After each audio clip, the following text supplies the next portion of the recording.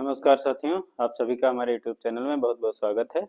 और हम लोग भारतीय संविधान को पढ़ रहे थे। उसके अंतर्गत हम लोगों ने बहुत सारे इम्पोर्टेंट सेगमेंट्स को देख लिया था, जिसके अंतर्गत हम लोगों ने मूल अधिकार, नीति निर्देशक तत्व, भारतीय संविधान के अंतर्गत जो 395 अनुच्छेदों की जो बात की गई, उन सब में से जो महत्वपूर्ण अनुच्छेद हैं उन पर हम लोगों ने विस्तार से चर्चा कर ली थी। आज उसी कड़ी के अंतर्गत हम लोग भारतीय संविधान के निर्माण में जो महत्वपूर्ण स्रोत हैं या जहाँ से महत्वपूर्ण प्रावधान लिए गए हैं उनकी बात करेंगे। ये प्रावधान कहाँ से लिए गए, किस देश के संविधान से लिए गए, या उनकी व्यवस्था को भारतीय संविधान में कहाँ से सारगर्भित किया गया या कहाँ से लेकर इनको भारतीय संविधान के अंतर्गत रखा गया है। तो आज हम लोग उसी स्रोतों के बारे में विस्तार से चर्चा करेंगे और देखेंगे कि भारतीय संविधान जो इतना विस्तृत स्वरूप लिए हुए है उसके पीछे के प्रावधान कहाँ से लिए गए हैं। इन सब चीज़ों पर आज विस्तार से चर्चा करेंगे। चलिए देखते हैं। तो साथियों, जैसा कि आप लोग देख रहे हैं, भारतीय संविधान के प्रमुख स्रोत, आज इनकी चर्चा हम लोग करेंगे। बहुत ही विस्तार से जानेंगे कि संविधान के निर्माण में कहाँ से कौन से स्रोत भारतीय संविधान के अंतर्गत रखे गए हैं। तो सबसे पहले देखते हैं भारतीय संविधान का निर्माण जो है क्या वो विभिन्न आंतरिक एवं बाह्य स्रोतों को समाहित करते हुए या समाहित करके किया गया है। अर्थात कुछ प्रावधान क्या है, आंतरिक व्यवस्था के अंतर्गत आते हैं, जैसे ब्रिटिश सरकार के द्वारा लाए गए विभिन्न अधिनियम आदि। अर्थात जब हमारा देश स्वतंत्रता 1947 के पूर्व क्या था, गुलाम था, अर्थात वहां पर क्या था, ब्रिटिश शासन प्रणाली लागू थी। तो ब्रिटिशों ने, जो अंग्रेज जो थे, उन्होंने यहाँ की शासन व्यवस्था को चलाने के लिए विभिन्न तरीके के नियम कानून बनाए थे। उन सबको वो सब किसके अंतर्गत आए, आंतरिक व्यवस्था के अंतर्गत आए। अर्थात ये क्या है, भारतीय संविधान के आंतरिक स्रोत के अंतर्गत आए। अर्थात यह पहले से ही भारत में किसी न किसी रूप में लागू थे। अर्थात ये कहीं दूसरे भारतीय किसी दूसरे संविधान के स्रोतों से नहीं लिए गए हैं। जैसे कि भारत शासन अधिनियम 1935, यह क्या है, अंग्रेजों के द्वारा लाया गया एक अधिनियम था और यह क्या है, आंतरिक व्यवस्था के अंतर्गत आने वाला स्रोत है। आगे देखते हैं, बाह्य स्रोतों की बात करते हैं। तो बाह्य स्रोत के तात्पर्य है जैसे कि संविधान निर्माताओं के द्वारा जो विभिन्न देश जो है उनके संविधान से लिए गए विभिन्न नियम व अधिनियमों की बात करते हैं। यहाँ पर बाह्य स्रोतों की बात करते हैं, अर्थात ये जो भारतीय संविधान के अंतर्गत एक तो आंतरिक स्रोतों से जो नियम कानून बनाए गए, दूसरा क्या है, बाह्य स्रोतों, अर्थात दूसरे देशों के संविधान से लिए गए विभिन्न प्रावधान जो हमारे भारतीय संविधान में भारतीय परिप्रेक्ष्य को देखते हुए या यहाँ की जीवन शैली और व्यवस्था को देखते हुए जो यहाँ के लिए सुटेबल थे, उनको भारतीय संविधान में समाहित किया गया। वो क्या कहलाए, बाह्य स्रोतों के अंतर्गत उनको रखा गया। अब हम लोग देखते हैं एक एक करके इन स्रोतों के बारे में विस्तार से। तो सबसे पहले यहाँ हम लोगों ने लिखा है कि स्रोत, अर्थात जहाँ से ये लिए गए हैं। दूसरा क्या है, इन स्रोतों के द्वारा भारतीय संविधान में समाहित किए गए प्रावधान, अर्थात जो विभिन्न स्रोत हैं उनसे कौन कौन से प्रावधान जो लिए गए और जो भारतीय संविधान के अंतर्गत उनको रखा गया है। तो सबसे पहले देख लेते हैं भारत शासन अधिनियम 1935। भारत शासन अधिनियम 1935 की बात करेंगे तो जब ब्रिटिश शासन प्रणाली हमारे देश में लागू थी तो अंग्रेजों के द्वारा ही ये अधिनियम लाया गया था, भारत शासन अधिनियम 1935। इसके अंतर्गत क्या है, इसके अंतर्गत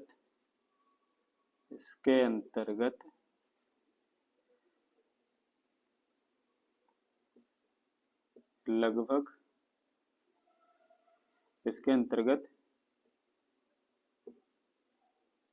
संविधान के 395 में से लगभग 250 अनुच्छेद रखे गए। अर्थात भारत शासन अधिनियम 235 जो है, जो भारतीय संविधान के अंतर्गत जो 395 अनुच्छेदों की बात की गई है, उनमें से लगभग 250 अनुच्छेद जो हैं कहाँ से लिए गए हैं, भारत शासन अधिनियम 1935 से ही लिए गए हैं। जिसके अंतर्गत कौन कौन सी व्यवस्थाएं ली गई जो हमारे संविधान में आज देखने को मिलती हैं। बस सबसे पहले क्या लिया गया, न्यायपालिका की व्यवस्था। अर्थात जो न्यायपालिका की व्यवस्था जो संविधान में देखने को मिलती है वह कहाँ से ली गई है, भारत शासन अधिनियम 1935 से ली गई है। अगला क्या है, सीएजी यानी कि कैग, नियंत्रक महालेखा परीक्षक का प्रावधान जो है कहाँ से लिया गया है, यह भी भारत शासन अधिनियम 1935 से लिया गया है। और नियंत्रक महालेखा परीक्षक के बारे में हम लोगों ने पिछले वीडियो में बहुत ही विस्तार से समझा था। इसको भारतीय संविधान के अनुच्छेद 148 यानी 148 के अंतर्गत रखा गया है। और इसका काम क्या है? इसका काम है विभिन्न योजनाओं, सरकारी योजनाएं या विभिन्न मदों में खर्च किए गए सरकारी पैसे की क्या करता है? ऑडिट करता है। उसकी रिपोर्ट किसको देता है? राष्ट्रपति के पटल पर रखने का काम करता है। अगला प्रावधान क्या जोड़ा गया है? अनुच्छेद 315 यानी कि 315 के अंतर्गत क्या किया गया? लोक सेवा आयोग के गठन की व्यवस्था करी गई भारतीय संविधान के अंतर्गत। और यह कहाँ से लिया गया? भारत शासन अधिनियम 1935 से लिया गया। इस प्रकार हम लोगों ने देखा न्यायपालिका की व्यवस्था जो हमारे संविधान में देखने को मिलती है कहाँ से ली गई? संशोधन भारत शासन अधिनियम 1935 से ली गई। सीएजी की व्यवस्था जो है अनुच्छेद 148 के अंतर्गत समाहित की गई संविधान में, कहाँ से ली गई? 1935 से ली गई। लोक सेवा आयोग की व्यवस्था कहाँ से ली गई?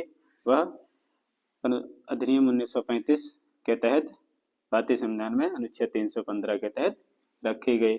आगे अगले स्रोत की बात करते हैं, वह क्या है? ब्रिटेन। यानी ब्रिटेन के संविधान से कौन कौन सी व्यवस्थाएं हमारे संविधान में जोड़ी गई हैं उनको देखते हैं। तो सबसे पहले क्या है? जो संसदीय शासन व्यवस्था है अर्थात संसद की व्यवस्था जो कहाँ से ली गई है? ब्रिटेन के संविधान से ली गई। और संसदीय विशेषाधिकार जो था यह भी कहाँ से लिया गया है? यह लिया गया है भारतीय या ब्रिटेन के संविधान से लेकर भारतीय संविधान में समाहित किया गया। जब संसदीय शासन व्यवस्था हो गई, विशेषाधिकार हो गया, तो बात आती है विधि के शासन की। तो विधि का शासन भी कहाँ से लिया गया है? यह भी ब्रिटेन के संविधान से लिया गया है। भारत की नागरिकता की प्रणाली कैसी? एकल नागरिकता की व्यवस्था हमारे देश में देखने को मिलती है। यह कहाँ से ली गई है? यह ब्रिटेन के संविधान से ली गई है। और जो मंत्रिमंडल जब संसदीय व्यवस्था ली गई तो संसद के कार्यों को क्रियान्वित करने के लिए क्या हुआ? एक मंत्रिपरिषद बनाई जाती है अर्थात मंत्रिमंडलीय व्यवस्था जो थी यह भी कहाँ से ली गई? ब्रिटेन के संविधान से ली गई। इस प्रकार से हम लोगों ने देखा भारत शासन अधिनियम से क्या प्रावधान लिए गए जो भारतीय संविधान के अंतर्गत विभिन्न अनुच्छेदों के तहत समाहित किए गए। और ब्रिटेन के संविधान से जो लिए गए विभिन्न स्रोत थे जो प्रावधान थे जो वह भारतीय संविधान में उनको रखा गया है। वह कौन कौन से थे जिनको हम लोगों ने देख लिया है। आगे के जो महत्वपूर्ण स्रोत हैं उनकी चर्चा हम लोग आगे करें।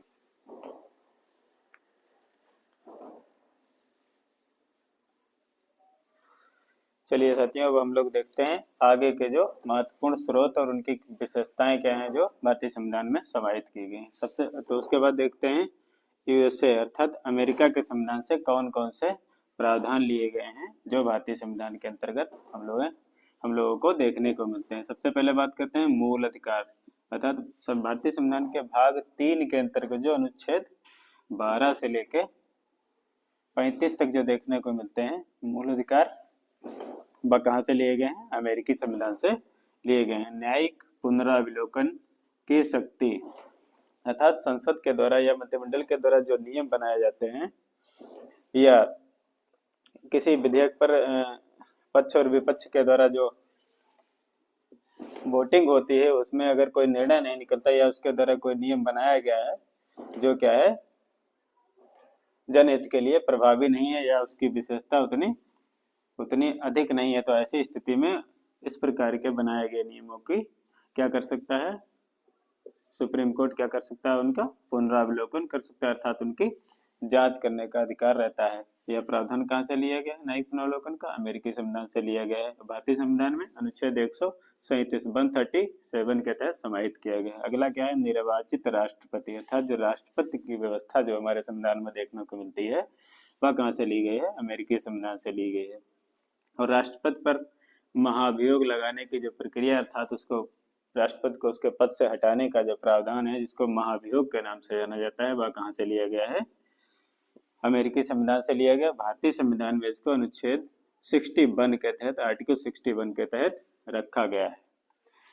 और संविधान की सर्वोच्चता अर्थात भारत में क्या है? संविधान सबसे सर्वोच्च स्तर पर है और संविधान को शक्ति कहाँ से मिलती है? भारतीय जनता से मिलती है। यह प्रावधान कहाँ से लिया गया है? अमेरिकी संविधान से लिया गया। इस प्रकार से हम लोगों ने देखा अमेरिका के संविधान से लिए गए जो स्रोत हैं जो भारतीय संविधान में रखे गए वह कौन कौन से हैं? मूल अधिकार, न्यायिक पुनरावलोकन की शक्ति हो गई, निर्वाचित राष्ट्रपति की व्यवस्था कहाँ से ली गई वह भी, और राष्ट्रपति पर महाभियोग लगाना और संविधान की सर्वोच्चता इत्यादि जो विशेषताएं हैं वह कहाँ से ली गई हैं? अमेरिका से संविधान से लेकर भारतीय संविधान में रखी गई हैं। अगले स्रोत की बात करते हैं आयरलैंड, अर्थात आयरलैंड के संविधान से क्या लिया गया है, राज्य के नीति निदेशक तत्व जो भारतीय संविधान के अंतर्गत भाग 4 का के तहत रखे गए हैं, उनको क्या कहते हैं, नीति निदेशक तत्व कहते हैं, भाग 4 का में रखे गए हैं। और राज्यसभा में विभिन्न क्षेत्रों से संबंधित 12 सदस्यों का जो मनोनयन, अर्थात राष्ट्रपति जो है, जो 12 सदस्य राज्यसभा में मनोनीत करता है विभिन्न क्षेत्रों से, उनका प्रावधान कहाँ से लिया गया है, आयरलैंड के संविधान से लिया गया। अर्थात यह जो मनोनयन की व्यवस्था है वह आयरलैंड के संविधान से ली गई है। आगे देखते हैं कनाडा, अगला स्रोत क्या है, कनाडा का संविधान है। तो कनाडा से कौन कौन सी चीजें ली गई हैं हमारे भारतीय संविधान में समाहित करने के लिए, वह क्या है, संघात्मक व्यवस्था, अर्थात जो संघात्मक भारत की जो संघात्मक व्यवस्था है वह कहाँ से ली गई है, कनाडियन संविधान से ली गई है। और शक्तियों का विभाजन, अर्थात केंद्र और राज्य के भी जो विभिन्न प्रकार की शक्तियां हैं उनका विभाजन किस प्रकार से होगा, कौन से कानूनों पर राज्य की प्रभावी भूमिका रहेगी, कौन से कानूनों पर केंद्र की प्रभावी भूमिका रहेगी, इन सब चीजों का विभाजन जो शक्तियों का है वह कहाँ से लिया गया है, कनाडा के संविधान से लिया गया है। अगले स्रोत की बात करते हैं फ्रांस का संविधान।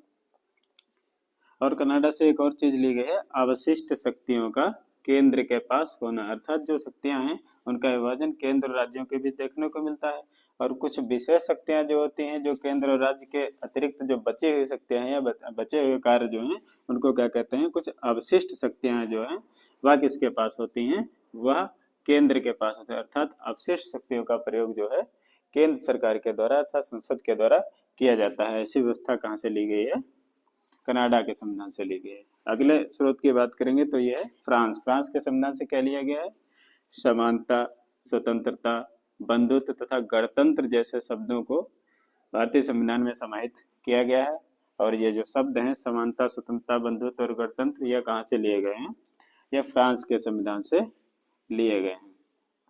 आगे देखते हैं अगला स्रोत है जर्मनी। जर्मनी के संविधान से क्या लिया गया, ये लिया गया है आपात उपबंध, अर्थात भारतीय संविधान में अनुच्छेद 352 के तहत 52 से 56 तक जो विभिन्न प्रकार के उपबंधों की बात की गई है, आपात उपबंधों की, वह कहाँ से लिए गए हैं,